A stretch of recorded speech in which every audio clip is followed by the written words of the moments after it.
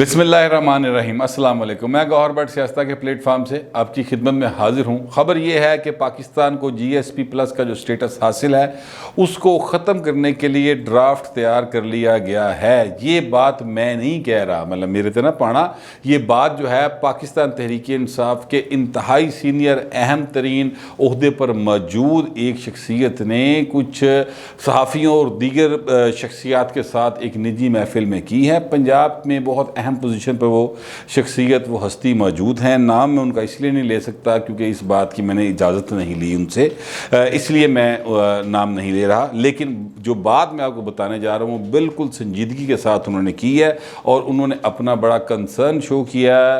उनके मुताबिक, अब ये सारी बात उनके मुताबिक है, उनके मुताबिक उनका कहना ये है कि मैं यूरोप और अमेरिका के दौरे पर जब गया तो वहाँ पर जाकर मुझे ये मालूम हुआ कि पाकिस्तान का जो दुश्मन है, यानी कि ज़ाहिर है जो भारत है, इंडिया साਡਾ दुश्मन है, इसमें कौन सी दूसरी आए, तो वो अब बहुत चालाक और होशियार है। और ये बात मुझे यूरोपियन और अमेरिकन ने कही कि जनाब आपका जो दुश्मन है, यानी आपका जो हरीफ है, वो बहुत ज़्यादा चालाक है, शरूड है और वो आपके ख़िलाफ़ मुकम्मल तौर पर चीज़ों को बढ़ा चढ़ा के पेश कर रहा है, लेकिन आपके मुल्क की तरफ से उसको प्रॉपर तरीके से काउंटर नहीं किया जा रहा। और फिर उन्होंने कहा कि मेरी इतला ये है कि ड्राफ्ट बना लिया गया है GSP प्लस स्टेटस को ख़त्म करने के लिए और वो किसी वक्त भी आउट हो जाएगा, ये अब उनका कहना है। लेकिन वो कहते हैं सिर्फ ये बात नहीं है कि जनाब जो है अपना ड्राफ्ट तैयार कर लिया गया है और भारतीय प्रोपेगेंडे का प्रॉपर तरीके से हुकूमत जवाब नहीं दे पा रही, हमारी खारजा पॉलिसी ठीक नहीं है। सिर्फ इतनी बात जो है वो मेरे लिए कंसर्न का बाइस नहीं है, बल्कि कंसर्न का बाइस ये है कि पाकिस्तान की जो मौजूदा रजीम है, पाकिस्तान के जो उस वक्त हुक्मरान हैं, उनमें इस बात का एहसास ही नहीं है कि ऐसी गलत पासे जा रहे हैं। वो इस बात को समझ ही नहीं पा रहे कि हम कर क्या रहे हैं और इसके नताइज कितने ख़तरनाक निकल सकते हैं। लेकिन वो अपनी बस हर बंदा अपनी अपनी जड़नम तो नीच मगन है और किसी को इस बात पे गुस्सा आता है कि फ़लाँ बंदे ने तनकीद क्यों कर दी साफ़ी ने, फ़लाँ बंदे ने तनकीद क्यों कर दी साफ़ी ने। किसी को इस बात पे गुस्सा आता है कि अपोजिशन दा फ़लाना लीडर ना क्यों बोल रहा है। किसी को इस बात पे गुस्सा आ जाता है कि जनाब मरीम नवाज़ जड़ी है वो बातें क्यों नहीं कर रही, अगर बातें कर रही तो इस तरह की बातें क्यों कर रही है। तो ये सारी चीज़ें जो हैं वो चल रही हैं। लेकिन ये जो पाकिस्तान का कंसर्न है मेन, जिसकी वजह से पाकिस्तान के अंदर डॉलर्स आ रहे हैं, और मैं आपको अभी बात बताने लगा हूं जो अगली, उसमें आपको बताऊंगा कि पाकिस्तान को GSP प्लस का कितना ज़्यादा फ़ायदा हुआ। अब वो कहते ये हैं कि जनाब ये बड़ी एक संजीदा सूरत हाल है और मेरे नज़दीक इस पर बड़ा सीरियसली काम करने की ज़रूरत थी, लेकिन हुकूमत जो है इसकी तरफ बिल्कुल तवज्जो नहीं दे रही। ख़ास तौर पर शाह महमूद कुरैशी साहब जो हैं वो तो बिल्कुल ही इस पासे नहीं ना आ रहे। वो तो ऐसे बिहेव कर रहे हैं, ऐसे जिस तरह के वो समझ रहे हैं कि सारा कुछ साढ़े थल्ले है, सब ठीक है, टोटल कंट्रोल है भाजी अपना, ना अमरीका हिल सकता है, ना बाइडन की ऐसी तैसी, तो बोरिस जॉनसन तो साढ़े बिल्कुल पानी भरता पे है, और जो यूरोपीय यूनियन है वो तो मसला ही कोई ना, उसको तुम समझते कुछ नहीं। इस तरह की उनके रवैये हैं जिसके नतीजे में पाकिस्तान को ये जो एक फैसिलिटी हासिल हुई है, और ये फैसिलिटी कैसे हासिल हुई है वो भी मैं आपको बता देता हूँ। GSP का जो स्टेटस है वो 2014 में पाकिस्तान को मिला था और GSP एब्रीवेशन है जनरलाइज स्कीम ऑफ प्रेफरेंस का।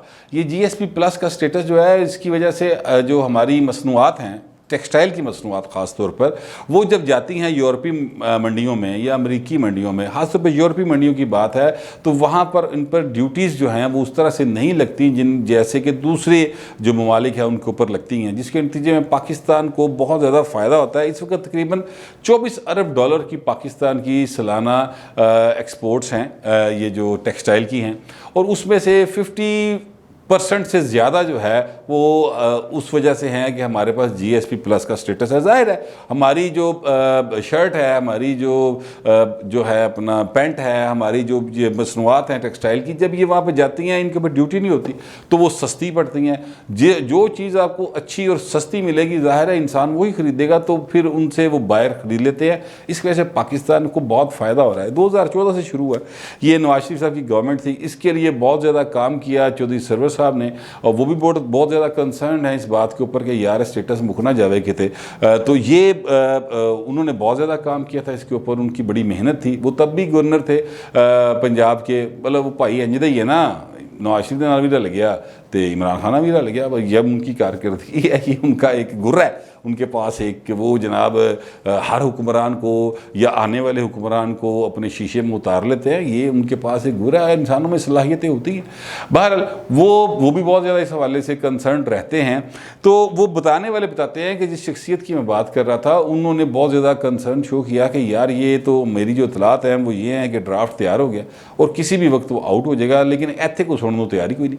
इत्थे जेडे मसले ने बिल्कुल ही नवे पे ने, इत्थे जी गुफ्तगू हो रही है वो बिल्कुल होर तनाज़र च हो रही है, वो ऐसे हो रही है जैसे कोई इशू नहीं है। हम सब के बिल्कुल हुक्मरान बन चुके हैं और सारी दुनिया साढ़े ताबे है, तो असी जिमें चाहवांगे उस तरह करेंगे। ये यहाँ के हुक्मरानों का रवैया है, तो इसका तो पाकिस्तान को बड़ा शदीद नुकसान हो सकता है।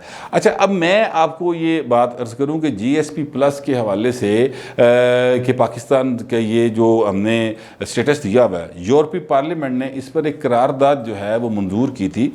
ये 30 अप्रैल 2021 को, यानी इसी साल डॉन में ये स्टोरी आई थी, बड़ा रुला पे आया सी उदों। मैं सिर्फ आपकी याद दहानी के लिए बताना चाहता हूँ। उसमें 2 इशूज़ जो हैं वो उठाए थे यूरोपीय पार्लियामेंटेरियंस ने। एक तो इशू था मिनॉरिटीज़ के हवाले से कि वो वहाँ पर पाकिस्तान में सेफ़ नहीं है, उनके ऊपर हमले होते हैं, उनके ऊपर मुख्तलिफ मुकदमात बनाए जाते हैं उनके अकायद की वजह से, और वहाँ पर उनका कोई डिफेंस नहीं है। ये उन दिनों की बात है, आपको याद होगा जब बहुत ज़्यादा उससे कुछ दिन पहले यहाँ पर TLP वाले जो थे वो कहते मैंने फ्रेंच एम्बेसी जैसी जाके इस्लाम का झंडा गाड़ना है तो एम्बेसडर में चुके बाहर छोड़ना है। ये उन दिनों की बात है।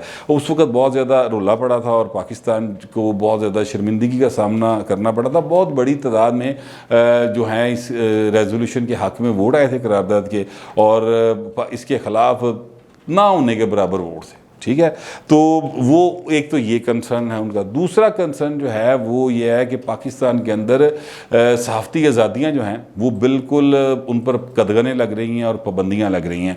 ये अगर आप डॉन की वेबसाइट पे चले जाएं तो आपको ये टोटल वहाँ पर स्टोरी मिल जाएगी। ये मैं वहाँ से आपको बता रहा हूँ, तब भी खैर मैंने इस पर वीलॉग किया था, लेकिन याद दहाने के लिए आपके नॉलेज में ये चीज़ लेके आ रहा हूँ। अच्छा, अब जो दोनों बातें रिसेंट दिनों में हुई हैं, आप ये नोट कर लें। ये जो एक मंदिर के ऊपर हमला हुआ साउथ पंजाब में और मंदिर को इस तरह से आग लगाई गई है, उस पर अफसोस का मुकाम ये है। मैं ये नहीं कहता कि इस तरह के हमले नहीं होते दुनिया में किसी जगह पर, मैं बिल्कुल ऐसी बात नहीं करता। यूरोपी भी झूठ बोलते हैं, भारतीय भी झूठ बोलते हैं, अमरीकी साढ़े दुश्मन ने और बाकी दुनिया साड़ी सारी दुश्मन, साढ़े खिलाफ सारे प्रोपेगेंडा कर लेते हैं। मैं इस बात को, ये जो ट्रोल्स हैं ना, ये इस तरह की बातें करते हैं मुख्तलिफ जगहों के ऊपर, तो मैं इस बात को एक मिनट के लिए बाय कर लेता हूँ। लेकिन मैं कहता हूँ कि यार ये वाक़या हुआ तो उसके बाद उस पर एक्शन कितना प्रॉम्प्ट हुआ, कितनी तेज़ी के साथ हमारी जो सिक्योरिटी फोर्सेस हैं, मेरा मतलब सबसे पहली फोर्स तो ज़ाहिर पुलिस होती है, तो कितनी तेज़ी के साथ उस पुलिस वाले ने, वहाँ के SHO ने, वहाँ के DSP ने, वहाँ के SP ने एक्शन किया और उन लोगों को पकड़ा। ये अहम चीज़ थी। लेकिन हुआ ये कि ये वाक़या हुए 2 रोज़ गुजर चुके थे और उसके बाद जब चीफ़ जस्टिस साहब ने, जस्टिस गुलजार अहमद खान साहब ने जब IG पंजाब से इनाम गनी साहब से ये पूछा अपनी अदालत के अंदर कि आपने कितने बंदे फड़े ने पाए ना वो जेड़े वाक़या है, तो उन्होंने कहा ये बंदा कोई नहीं फड़ेगा। ये रिस्पॉन्स है। तो ये ज़्यादा कंसर्न, ये इसके ऊपर ज़्यादा तशवीश है कि यार वहाँ पर अगर कोई वाक़या हो जाता है तो फिर आप उसके ऊपर कार्रवाई कोई नहीं करते, आपके पुलिस वाले हाथ पे हाथ धरे बैठे रहते हैं। उस वाक़े की बैकग्राउंड वैसे तो मालूम होगी, लेकिन चले मैं बता देता हूँ कि 8 साल का एक बच्चा था, उसके ऊपर कुछ इल्ज़ाम लग गया। अब 8 साल के बच्चे के ऊपर यार, आप एक हिंदू बच्चा है या मुसलमान बच्चा है यार 8 साल का, उसको पकड़ लिया, उसकी ज़मानत ले ली और उस ज़मानत के बाद जो है ना अब उस पर रोला पड़ गया। वहाँ पर उन्होंने कहा जी ये तो बड़ी ज़्यादती हो गई, ये तो हिंदू बच्चा इन्होंने छोड़ दिया अदालत ने। उसके रिएक्शन में ये हुआ, ये जो खबरें आई उसके मुताबिक मैं बता रहा हूँ। तो यानी पहले तो आप ये देखें कि जिस SHO ने 8 साल के बच्चे को मतलब पकड़ के अंदर कर दिया तौहीन मज़हब के उस क्या कहते हैं केस के ऊपर, वो यार उन्हीं को अक्ल को कहा चरण गई सी। ठीक है, अच्छा चले एक वाक़या हो गया। जब वो हो गया तो उसके बाद जब ये पता था कि ये बड़ा सीरियस इशू है इस इलाके के अंदर और उसकी ज़मानत ले ली गई है, तो फिर उस इबादतगाह का तहफ़्फ़ुज़ क्यों नहीं किया गया? ये वो सारे सवाल हैं जो चीफ जस्टिस साहब ने किए और उन्होंने पूछा कि यार फिर चलो वाकया हो गया तो फिर तुसी मतलब वो बंदे फड़े ने कि नहीं फड़े? तो उन्होंने कहा जी अभी तक तो कोई नहीं पकड़े। बल आज मैंने खबर पढ़ी है कि जनाब को 40 के करीब लोग उन्होंने गिरफ्तार किए हैं और FIR जो काटी गई थी वो नामालूम अफराद के ख़िलाफ़ थी। अब उनको 40 के करीब उनमें से पकड़ लिए गए हैं। लेकिन ये जो वाक़यात है ना, ये दुनिया भर में पाकिस्तान के लिए बड़ी मुश्किलात पैदा करते हैं, बहुत ज़्यादा मुश्किलात पैदा करते हैं। नतीजा क्या निकलता है कि जो हमारे दुश्मन होते हैं उनको मौका मिल जाता है कि जनाब वो उठ के फिर हम पर भाग दौड़ते हैं और हमारे खिलाफ छोटी गल भी बड़ा करके दसते हैं। ठीक है, दुश्मन है, ज़ाहिर उसका काम ही है, वो यही करेगा। तो वो हमारे लिए एक नया मसला जो है वो बन जाता है। लेकिन यहाँ पर जो सूरत हाल है वो या ये है कि पुलिस के कानते जूँ को नहीं ढिंगदी। वो खान साहब कहा करते थे मैं ऐसा IG लाऊंगा सदी सारी पुल सीधी कर देगा। अच्छा, फिर वो 5 IG चेंज हो गए हैं। इस IG ने भी कहा जी बंदा कोई नहीं फड़िया। ये हमारी हालात हैं। अच्छा, फिर दूसरी जो बात उस रेजोल्यूशन में की गई थी वो उन्होंने कहा था कि जनाब ये जो है ना आज़ादी सहाफ़त पर कदगने लग रही हैं, उन पर ऑनलाइन भी हमले हो रहे हैं और ऑफलाइन भी हमले हो रहे हैं। ठीक है, अच्छा, अब एक तो हमला होता है आज़ादी सहाफ़त के ऊपर कि अगर फ़र्ज़ करें कि कोई शख्स ख़बर देता है, कोई शख्स तबसरा करता है, कोई शख्स साफ़ी जो है वो कोई कॉलम लिखता है, कोई वीलॉग करता है, तो उसके ऊपर ट्रोलिंग शुरू हो जाती है। कोई जो मुखालिफ नज़रियात के लोग हैं वो आपके ख़िलाफ़ कमेंट्स करना शुरू कर देते हैं, आपका ठट्ठा उड़ाना शुरू कर देते हैं। अक्सर ऐसा होता है। ठीक है, ये तो चलें अपना चलता है। लेकिन ये जो रियासती इदारों की तरफ से बाकायदा तौर पर छाल मार के बंदे फड़ ले जाते हैं, छापे मार के, जिस तरह ये आमिर मीर साहब को पकड़ा गया, अभी कल की बात है, ये इमरान शफकत साहब को पकड़ा गया, कल की बात है। तो ये जो चीज़ है ये बहुत बड़ा कंसर्न है। यानी आप गैर सरकारी बंदा अगर कोई इस तरह की हरकत करे तो बंदा कह सकता है कि यार रियासत तो नहीं कत्ल लगना, अब रियासत उसके खिलाफ एक्शन ले रही है, पर्चा कट गया, पुलिस गई है, फड़ लेगी। ठीक है, आप निशानदेही करें, वो बंदा कह सकता है। अब इसका क्या डिफेंस करेंगे वहाँ पर जाके? अब इसका डिफेंस जो पेश किया जा रहा है वो ये किया जा रहा है कि जी ये कानून नून लीग ने पास किया 2016 ਉਹ ਭਾਈ ने नून ने किया या शीन ने किया। आप इस कानून के तहत लोगों की ज़िंदगियों को, जो आपसे इख्तलाफ करते हैं साफ़ी, जो आपकी हुकूमत की गवर्नेंस को, आपकी कारकर्दगी को बेहतर नहीं समझते और अपनी सोच के मुताबिक उस पर तनकीद करते हैं, आप उनके ख़िलाफ़ ये कानून क्यों इस्तेमाल करें? अच्छा, अब ये कानून तो आपको बिल्कुल इस्तेमाल नहीं करना चाहिए क्योंकि नून लीग ने बनाया है कानून है। तो नून लीग को तो उतरी सी, नून लीग तो इतों निकली सी ना। नून लीग भी जो है वो भी तो इसी तरह की जमात थी।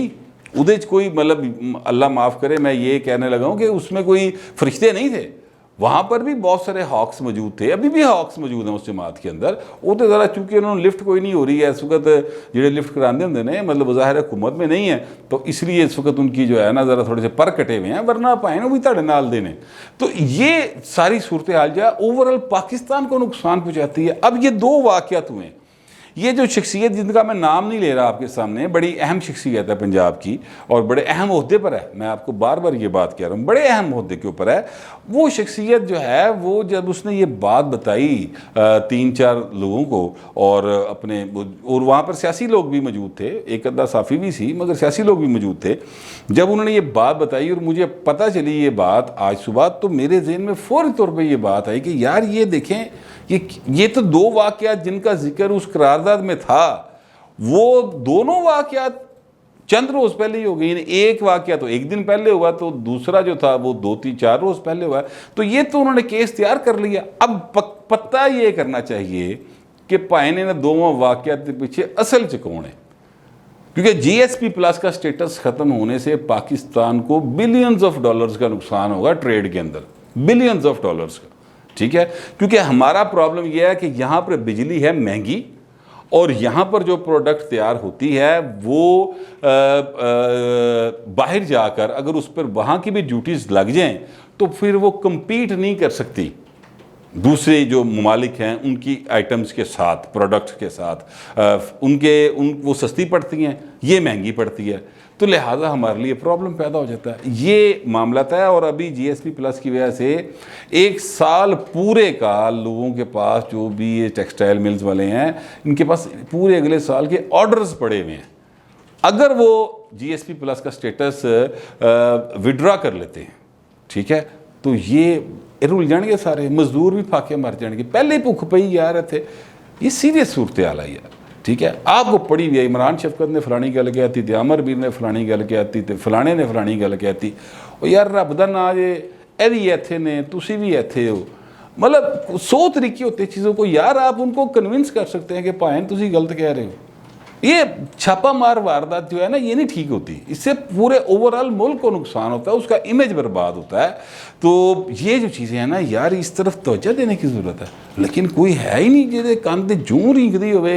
हर एक को ये पड़ा हुआ है कि जनाब इमरान खान के बारे में कोई बात ना करे, बड़ा हैंडसम है, भाई मान लिया हैंडसम है, मैं मान लेना, बिल्कुल ठीक है, बिल्कुल 100% बात ठीक है। भला 66 साल 67 साल बाबा हैंडसम है, बिल्कुल है जनाब, मानते हैं, तस्लीम करते हैं, भैन कारकर्दगी दिखाओ। हमें आपकी खूबसूरती से, आपके हुस्न से क्या करना है, हमें तो आप कारकर्दगी बताएं। तो मेहरबानी करें, ये जो वाक़यात हैं, ये वाक़यात होते हैं, दुनिया में होते हैं। ये मसलन अब जो फ्रांस में वाक़यात हुए हैं, ये फजूल बात की उसके प्राइम मिनिस्टर ने, जो सदर ने, सॉरी, बिल्कुल फजूल बात की, और उसके ऊपर बाकायदा तौर पर उसको पूरी दुनिया ने कंडेम किया, ठीक है। वहाँ पर मुसलमानों के ऊपर हमले हुए, लेकिन क्या वहाँ की पुलिस या वहाँ के जो लोग थे उन्होंने उसके ख़िलाफ़ काम नहीं किया। न्यूजीलैंड की बात कर लेते हैं, वो जो प्राइम मिनिस्टर थी वहाँ, उसने जाके मुसलमानों के साथ किस तरह से इज़हार यकजहती किया था, आपको याद होगा। तो ये चीज़ें हैं जो दुनिया में मैटर करती हैं। यहाँ पर हमारे प्राइम मिनिस्टर ने उस वाक़ये को कंडेम ज़रूर किया, कुछ देर बाद किया, यानी को 24 घंटे लगन तो बाद किया, लेकिन कंडेम किया। तो क्या फ़र्क पड़ता था अगर वज़ीर आज़म साहब वहाँ से जहाज़ पकड़ते, तो मतलब है कि नथिया गली जान दी बजाय इधर नूं आ जाते रहीम यार खान वाले पासे, तो वहाँ पर जाके उन लोगों के साथ चौंकड़ी मार के थल्ले बह जाते। आप सोचें उसके बाद पाकिस्तान का इमेज कहाँ जाना था। ये छोटी छोटी बातें, छोटे छोटे एक्शंस होते हैं, लेकिन इनके लिए बहुत बड़ा दिल चाहिए, बहुत बड़ा खुला जहन चाहिए। वो शायद इस हुकूमत में मेरे हाल वो लैक करती है, और उनको समझ नहीं आ रही कि ऐसी केड़े पासे जाना है और किस तरीके से करना है। शीरी मज़ारी साहबा अक्सर इन इशूज़ के ऊपर बात करती रहती हैं, लेकिन सिर्फ ट्वीट से कुछ नहीं ना होता भाई ना, फिज़िकली जाना पड़ेगा, लोगों के आंसू पोंछने पड़ेंगे। अब कल जो वाक़या हुआ इमरान शफकत के साथ और आमिर मीर के साथ, उस पर फवाद चौधरी साहब ने बहुत अच्छा रोल प्ले किया, शहजाद अकबर साहब ने बड़ा अच्छा रोल प्ले किया। मुझे ये बातें ज़ाहिर है कि उन्होंने ही बताई हैं दोनों ने, और उनसे रिलेटेड जो लोग इनके साथ राब्ते में थे उन्होंने बताई हैं। तो मुझे तो बड़ी अच्छा लगा यार, चलें, शहजाद अकबर साहब ने कुछ चंगा काम भी किया, और जो हैं अपना फवाद चौधरी साहब से तो खैर हमें उम्मीद ही है, ज़ाहिर है वो साढ़े चो ने, असी उन्होंने चो, मतलब है कि वो साफ़ी रहे हैं पहले, और एक लिबरल और एक अच्छी सोच के हामिल आदमी हैं। उनकी सियासी जो भी वाबस्तगियाँ हों, जिस पार्टी में भी चले जाएँ, रहें ना रहें, वो उनका ज़ाहिर ज़ाती फ़ैसले हैं, लेकिन उनकी सोच जो है वो पॉजिटिव सोच होती है। तो ये बड़ा मुझे अच्छा लगा। तो यार ये जो चीज़ें हैं इसकी तरफ तवज्जो देनी चाहिए। GSP प्लस को बचाएं, इससे लोगों का रोज़गार लगा हुआ है। यहाँ पे को $2 आ रहे हैं, मुझे हर किसी बताने वाले ने बताया था, ये पिछले महीने की बात है कि अगस्त का महीना आया बस, इसमें अगर हुकूमत पाकिस्तान जो है उन्होंने कोई अच्छी चीज़ें कर दी जो कि यूरोप और अमेरिका को पसंद आ गई, तो फिर आपका GSP स्टेटस प्लस से स्टेटस बच जाएगा। अगर ना आई तो फिर अगे आ जाए, तो साड़ी तो कारकर्दगी कोई नहीं पाए, पता नहीं की बनेगा। बाहर मेरे लिए बड़ा कंसर्न है, ऑल दो I am not a business man, और मैंने कभी कोई बिज़नेस नहीं किया, मुझे इस बारे में कोई इतना ज़्यादा इल्म नहीं है, लेकिन चूँकि इससे मज़दूरों का, आम आदमी का रोज़गार जुड़ा है, इसकी वजह से पाकिस्तान की इकॉनमी में पैसे प्लस होते हैं, यहाँ पर डॉलर्स आते हैं, उससे ज़ाहिर इकॉनमी बेहतर होती है जितनी भी है। तो मेरे लिए बड़ा कंसर्न की बायस थी, तो मैंने सोचा आपको इस बारे में भी आगाह कर दूँ, शायद आप लोग भी इस बात को समझें और आगे फैलाएँ, तो हो सकता है हुकूमत को इस बारे में सीरियसली ले। लेकिन ये जो लोग हैं जिनमें गवर्नर पंजाब साहब का मैंने आपको बता दिया कि वो हर वक्त इस हवाले से कंसर्न रहते हैं, और दूसरी शख्सियत जो हैं वो भी बहुत ज़्यादा कंसर्न थी, और ये दोनों PTI के लोग हैं और अपनी हुकूमत पर तनकीद कर रहे थे कि यार की करते पे ने। तो ये आपका हुकूमत की गवर्नेंस है और ये उनके हालात हैं। बाकी अल्लाह ताला हम सब पर रहम करे, मैं फ़िलहाल यही दुआ कर सकता हूँ। आप सबका बहुत बहुत शुक्रिया।